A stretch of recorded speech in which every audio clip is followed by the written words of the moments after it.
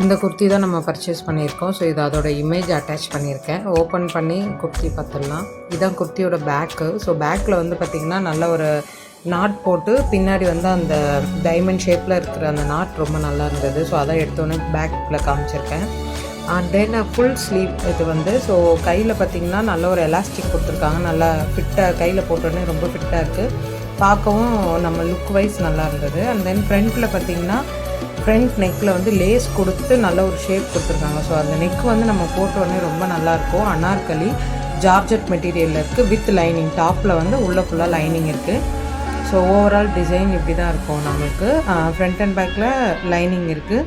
4XL வரைக்கும் அவைலபிளாக இருக்குது. 5 கலர்ஸ் இருக்குது. நான் க்ரீன் கலர் சூஸ் பண்ணியிருந்தேன். இது வந்து துப்பட்டாவில் வந்து குர்த்தியில் வர அந்த லேஸ் வந்து ரொம்ப நல்லா இருந்தது. இது வந்து குர்த்தியில் வர அந்த பாதி துணியை வந்து அட்டாச் பண்ணி அந்த லேஸ் போட்டிருக்காங்க. ஸோ அது வந்து நம்ம குர்த்தியோடு போடும்போது ரொம்ப நல்லா இருந்தது. நல்ல லென்த் இருக்குது துப்பட்டா. ஸோ வேணுன்றவங்க கமெண்ட் பண்ணுங்கள். லிங்க்ஸ்